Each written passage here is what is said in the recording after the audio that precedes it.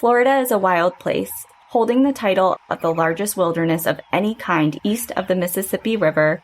This 1.5 million acre wetland preserve on the southern tip of Florida is brimming with life. Conversely, one could argue it's overflowing with death.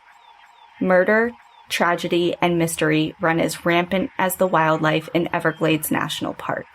Walking the line between elegant and eerie, dynamic and deadly, this is a park with two faces. Sunny, bright, and basking in the Florida sunshine, while also concealing dark secrets, entangled in the mangroves and seagrass, hiding mysteries in the murky water. This park is not for the faint-hearted. Welcome to National Park After Dark.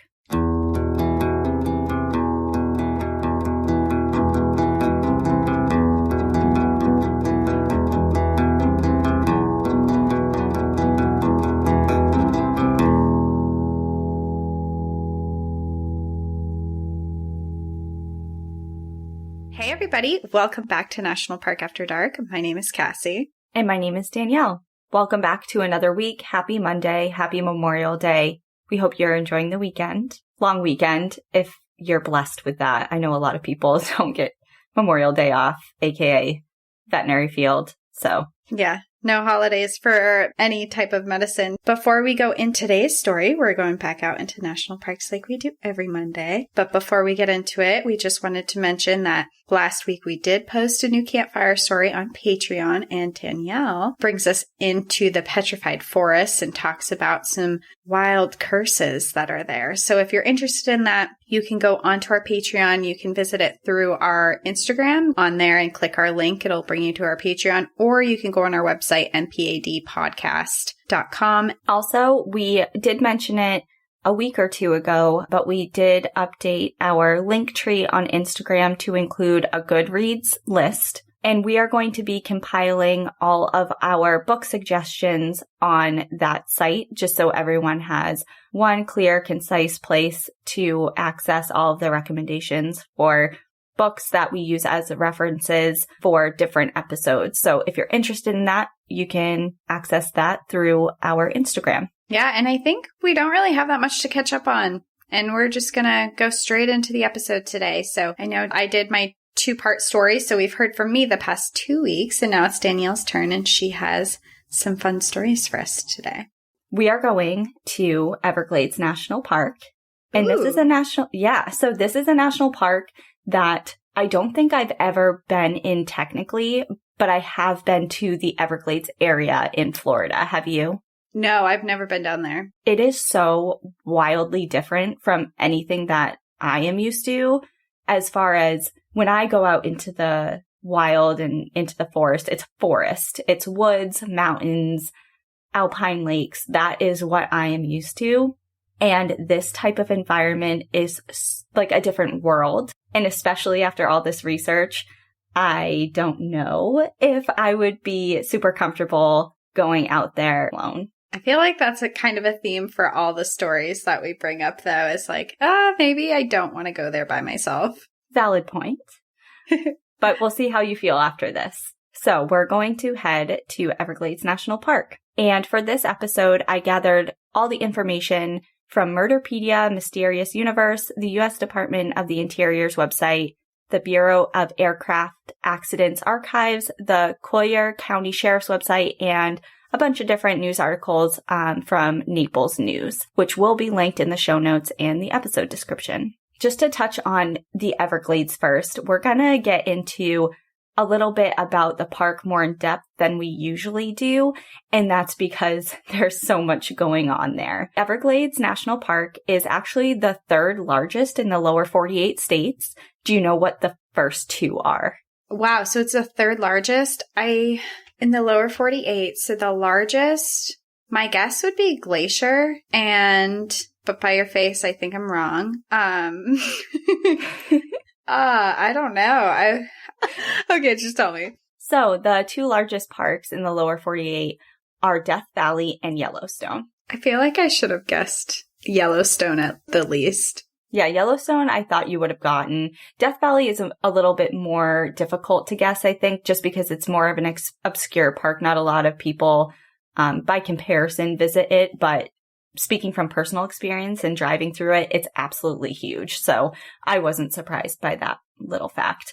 Anyways, Everglades National Park is one of the wildest places in the U.S. This land was first named Paheoki, meaning grassy river, by its original inhabitants, which were the Seminole, a group of indigenous peoples who lived in what is now Florida.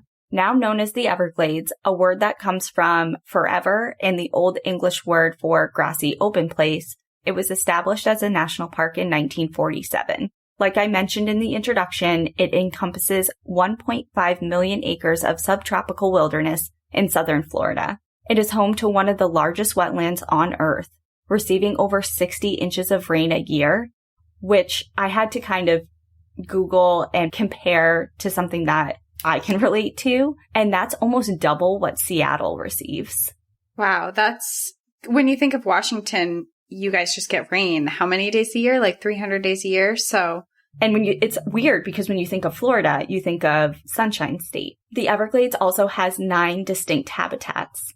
And all of these habitats teem with hundreds of different species of plants, animals, and insects that find home in the shallow water habitats, saltwater wetland forests and marshes, freshwater marshes and prairies, and pine and hardwood forests. Contrary to popular belief, this park is not a giant, still, murky swamp. It's technically a river, albeit a very shallow, very wide, and very slow-moving one. Although the park is the largest wilderness area east of the Rockies, it has shrunk. At one time, it covered 4,000 square miles, but today it covers less than half of that. But despite its shrinking size, you can find panthers, manatees, bears, bats, turtles, amphibians, and over 40 species of snakes inside of the park. Wait, they have panthers and bears in the Everglades? Yeah, so the Florida Panther is actually making a comeback. I don't know what their numbers are right now. I didn't look at that, but it is a species that is recovering. Have you ever seen the YouTube video of someone's walking on the boardwalks through the Everglades and they round the corner and a panther jumps in front of them? I never knew that. I never knew that there were I'm Googling it right now because my mind is blown.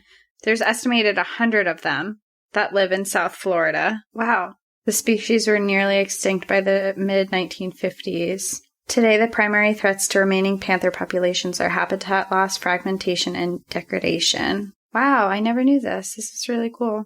Oh, wow. They're strictly carnivores. They only eat meat, so they don't eat anything else. Yeah, well, if you think about it, cats are obligate carnivores as well.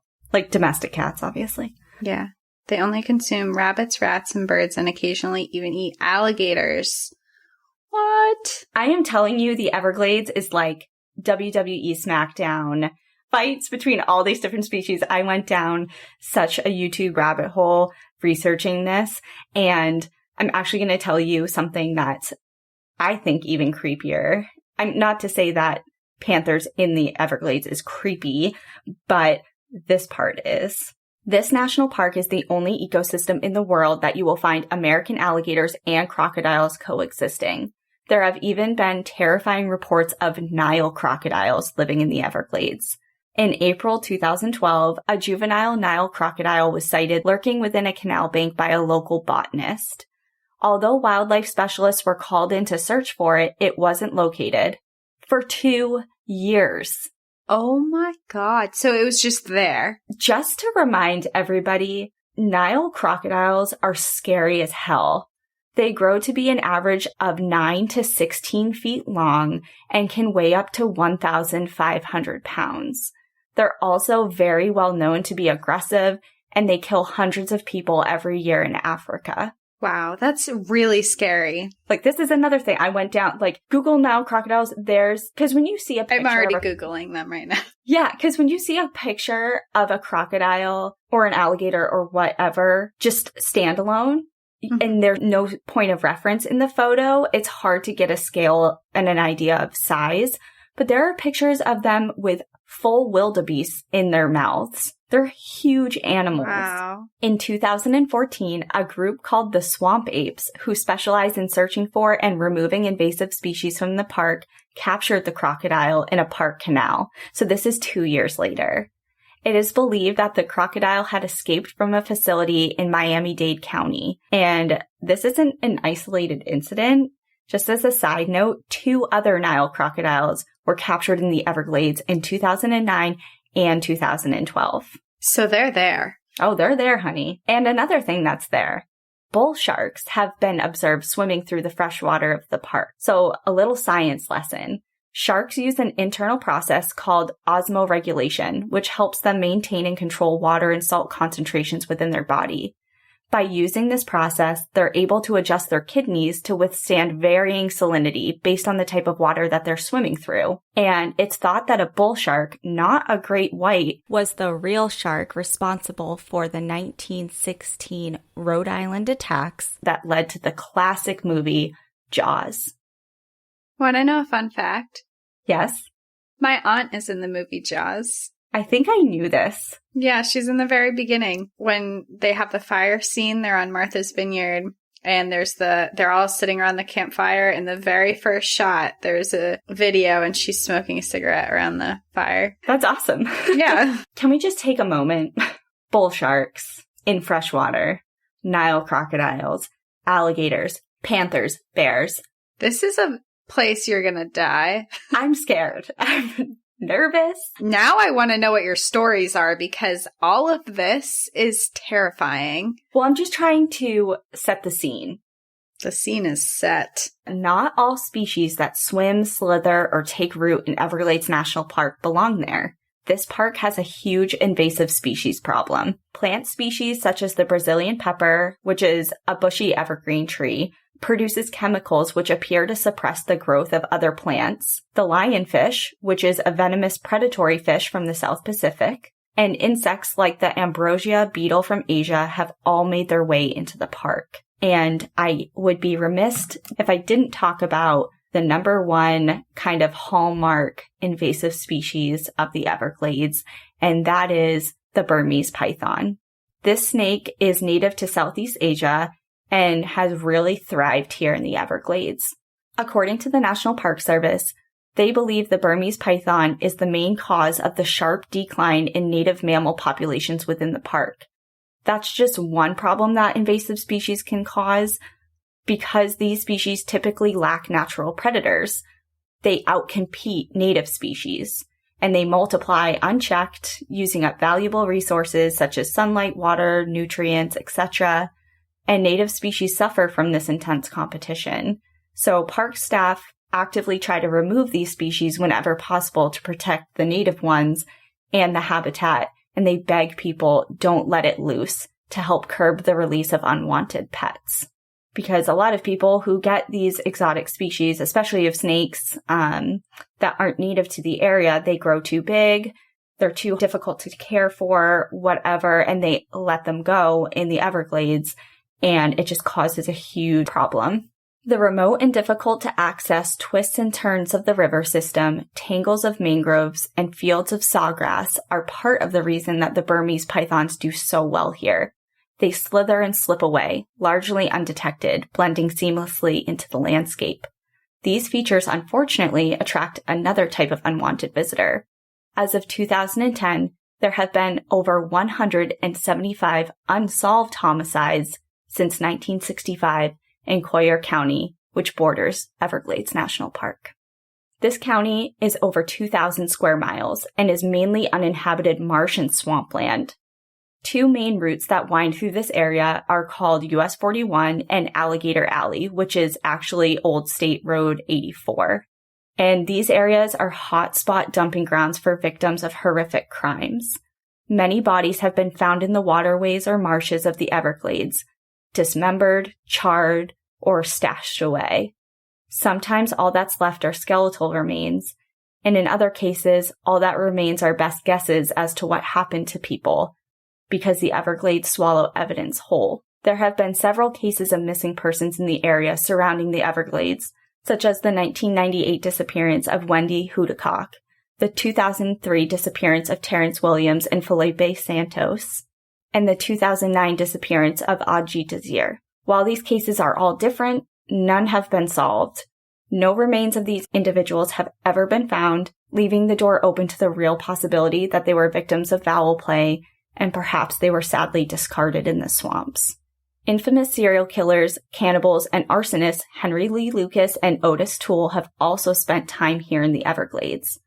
They have claimed to have killed hundreds of people in their quote-unquote careers and have a history of making claims but then recanting them. For example, the murder and decapitation of Adam Walsh, who was the son of John Walsh. And if you don't know who that is by name, he is the host of America's Most Wanted. Oh, wow. Okay. But despite their wishy-washy confessions and recants, they have gone down in history as being some of the most horrific killers of all time. Despite slight differences in detail, they both have stayed consistent with their story of being initiated into the Hand of Death cult here in the Everglades, where they were instructed to kill, dismember, and consume a man. It was in the remote wilderness of the Everglades that they were also trained over several weeks how to kidnap, commit arson, different methods of murder and child abduction, and how to prepare a human sacrifice. So yeah, the Everglades is so expansive and remote that a lot of people get away with a lot of different things there. Over the years, several plane crashes have occurred in Everglades National Park. Some are accounted for, such as small private aircrafts and larger commercial flights, but some have flown under the radar, small single-engine planes loaded with drugs, smuggling illegal paraphernalia in and out of the U.S. Many of these crashes remain unknown until wreckage is found by park personnel or visitors in tangled vegetation loaded with hundreds of pounds of cocaine. Some crashes still remain obscured, masked by the murk, known only by the alligators and serpents. These crashes sometimes serve as a tomb as their pilots and passengers remain encased in the rubble, but sometimes the victims are never found. Take this case from August of 1989. A suspected drug smuggler eluded federal agents by bailing out of his small plane. Petty Officer Joe Adams, a spokesman for the Coast Guard in Miami, reported that the plane was first picked up by U.S. Customs radar as it was almost skimming the Gulf of Mexico on its way to southwest Florida. So it's flying really low, trying to kind of sneak under the radar, flying right above the water. The Coast Guard sent out aircraft of their own to pursue it. Once over the Everglades, the plane started to gain altitude, was making different wild turns, and it was clear that the pilot knew he was being followed. So he bailed. He bailed right out of the plane. Infrared video showed a large object, presumably him, jumping out of the side of the plane at around 4:20 in the morning, directly over Everglades National Park. A U.S. Customs aircraft closed in on the plane and could see that no one else was on board. So this plane is now flying solo, and it was pursued until it eventually crashed about 70 miles offshore over the ocean east of Marco Island. Authorities later came across the pilot's parachute and some of his clothing on the border of the national park, about 1 mile south of the Tamiami Trail. The man or woman was never found. Did they escape alive? Or did they get sucked up by the swamp? Or, I don't know, maybe eaten by a goddamn Nile crocodile? Who knows? I feel like they survived because they found the parachute and some clothes. I bet they landed, jumped out of there, and then just went off and lived their life as some drug dealer in Miami. It gives off a little bit of like D.B. Cooper vibes. I was thinking story. Like Pablo Escobar. Talk about invasive species. Did you hear that whole thing about his hippos? No. He had hippos at his compound in Colombia. He like imported hippos, and now they're like a big problem. Really? Yeah. Okay, so now we're going to get into a story that does have graphic material. It is so just a little bit of a warning, and we're going to discuss Flight 592.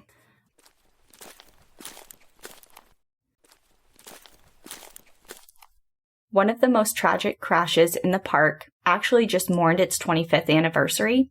On May 11th, 1969, ValueJet Flight 592 departed Miami International Airport on its way to Atlanta.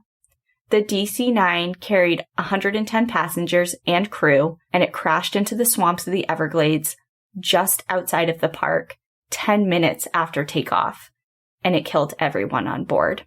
This specific aircraft had its initial flight 27 years prior, in 1969 when it belonged to Delta. It was retired, sold, and exchanged hands until it was purchased by ValueJet in 1993. 2 years before the crash, the plane had some issues, including 2 aborted takeoffs and 8 emergency landings. On the day of the crash, Candy Quebec and First Officer Richard Hazen were in the flight deck. They were both experienced pilots and had over 20,000 hours of combined flight hours, with several thousand of those being on that particular aircraft. The flight was delayed a little over an hour due to a mechanical problem. Workers had to replace circuit breakers for the plane's fuel pump twice.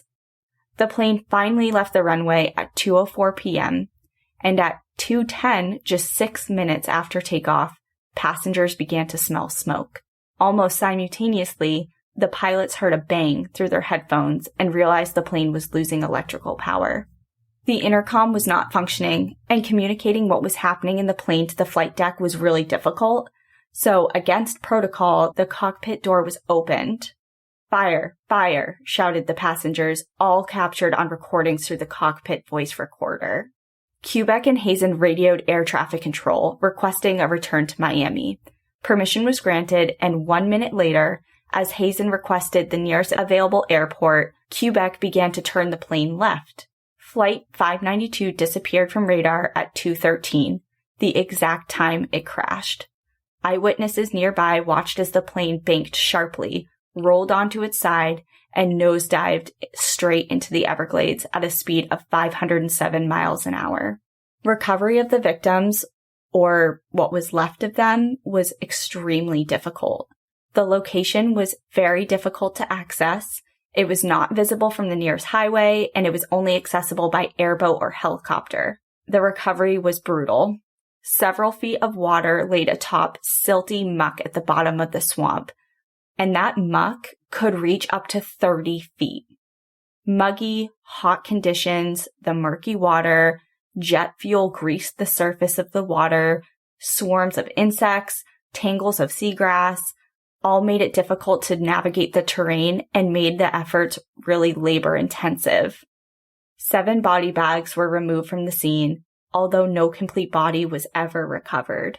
While investigation was underway, retired Dade County Medical Examiner Joseph Davis, who was assisting with the search, said, quote, "I don't hold any hope we'll recover any large parts of people." Raquel Perry, daughter-in-law of crash victim Wilhelmina Perry, expressed her frustration with the recovery efforts. "They should have had a crane or radar or something," she said. "They've got that kind of stuff. They have that equipment. By the time they get out here, with all those alligators and stuff, she'll be all ate up."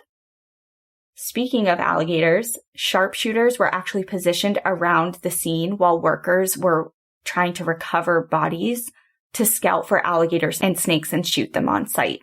Well, that was what I was thinking when you were talking about the muck in the swamp and the recovery efforts. I was thinking of all of the different species of reptiles and whatever's in the water that you were talking about earlier. Exactly. Yeah. Navy divers were dispatched and high-pressure water hoses were used to blow away debris to try and find and locate remnants of the aircraft.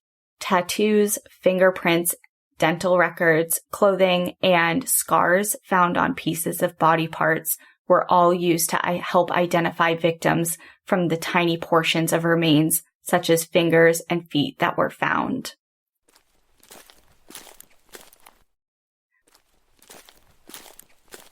Between the high impact force disintegrating bodies and the Florida heat speeding up the rate of decomposition, not all of the victims were recovered or identified, even with forensic anthropologists and forensic dentists helping the medical examiner team. Although some were never identified, their families did receive some of their belongings, such as luggage, clothing, or books. Some family members even went to the scene itself. Louise Laughlin was vice president of People and Customer Relations at ValueJet at the time of the crash. She recalls the company had chartered several buses in full of family members. She stated, quote, they let a lot of family members go in there and peruse the area to see if they could find anything of their loved ones to take it with them. And that was very sad. It was like a funeral. Nobody wants to go, but you try to remember the good things. Reading that was really heartbreaking because, like she said, it's a funeral. You don't want to go, but you need to. But it's also not like a funeral because you're going to the scene of a horrific accident where you may not just be recovering personal effects. You may be coming across body parts of your loved ones or other people's loved ones. That actually really surprises me that they would let them come out there just because of, one, how remote it was and how dangerous it was because of the animals in the area. But then also because it is so horrific. It was the 90s, so maybe it was a little different. I can't imagine that happening today in 2021. No, I can't that's either. A PR nightmare. And so I can't imagine that happening. But I don't know. So the victims' families had a lot of mixed feelings about what should be done with the remains. Sharon Moss, who lost her brother and sister-in-law in the crash, said it would be comforting to have a burial. Bringing home some remains would give us closure. While others, like Brett Rugg, whose wife, her mother, and stepfather were all aboard the flight coming home from a cruise, felt really differently. He said, "We have great memories of her. Seeing her body or part of her body won't change things. She was so alive. Seeing her in any other condition would be difficult." I think that's how I would feel about it too. And to each their own. There's no right way to mourn or how you have closure. But for me, that wouldn't be closure to actually have to collect the body parts and bury it. The only way that would bring me closure would be something like a murder case where you were looking for their body and you finally found their remains. That's the only time I think that would bring me closure in a situation like traumatically losing a loved one, I guess. I think it's, like you said, with that type of situation, it's more of a unknown. You don't know where their remains are, what happened to them, etc. This is different. You know they're here. You know what happened to them. Yeah. So there's that sense of mental closure. Yeah. I don't know. It's different. Like a normal funeral, like obviously if someone dies of illness or age-related causes, something you expect, and having a burial, that's kind of a goodbye. But in terms of something this horrific and tragic, recovering the body and seeing them, I don't think that would be closure for me either. Yeah, I agree. It's like you said, there is no right or wrong way. Everyone mourns and handles tragedy differently. And that's why there was this split in feelings with the victims' families. And while it was impossible to know if the passengers were conscious when the plane hit the water, Roger Kubek, who is Candy's husband, was a pilot himself. And he said that he believes at least the crew was unconscious. Because remember how the eyewitnesses said that they saw the plane bank to the side really quickly before it crashed?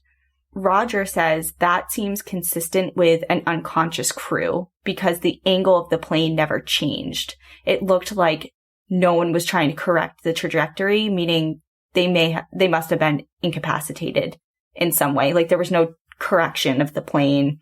It just kind of turned and nosedived. That theory is actually corroborated by the fact that the Miami airport tower tried twice to contact the plane after the crew's last transmission, and they didn't receive any response. So there's maybe a little solace in that.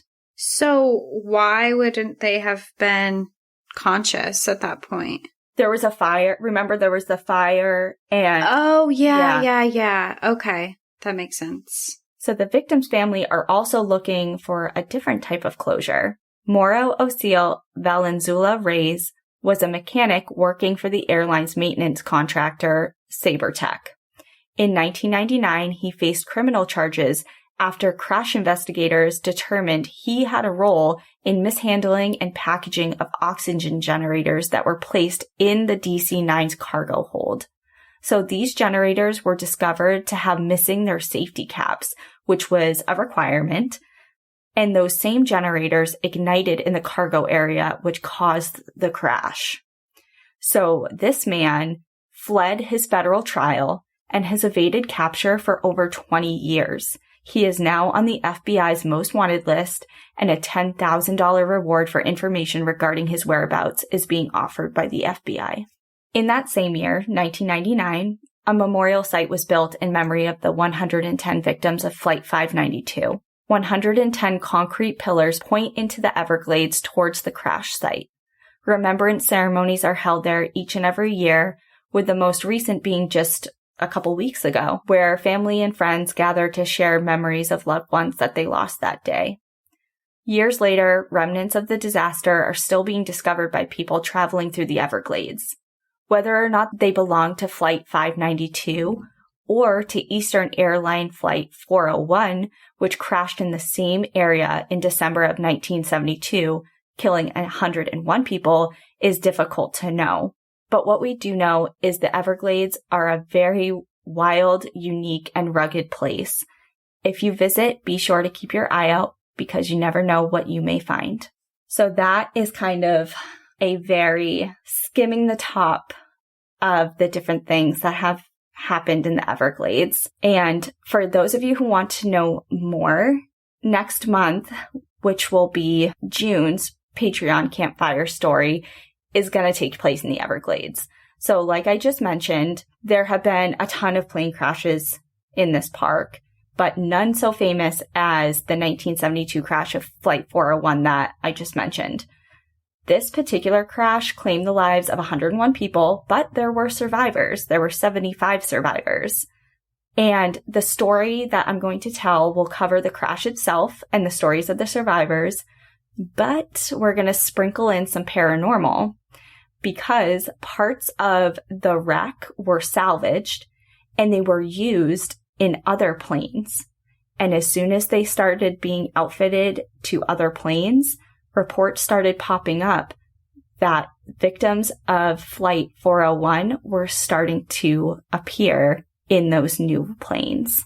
Ooh, spooky. Yeah.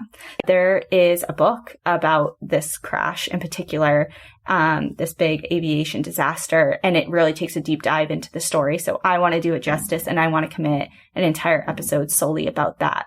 So if you'd like to join us for that story or catch up on our other 4 bonus episode campfire stories, you can definitely become a Patreon through the link on our Instagram, National Park After Dark, or through our website, npadpodcast.com. And we know that Patreon is a great way to support us, but we understand that not everyone is in the position to do so. But if you're enjoying the podcast, you can definitely help us out equally by subscribing, leaving us a message, a rating, or a review. That would be super appreciated as well. That's it for this week's episode. Thank you for joining us on our journey south, and we hope you have a great week. Yeah, have a great weekend. And thank you for taking us there, Danielle. I learned a lot about the Everglades that I had no idea about before, and it is certainly a place higher on my list to go visit now. Thank you, everyone, for joining us. Have a nice week. We'll see you next Monday. And in the meantime, enjoy the view. But watch your back. Bye, everyone. Bye.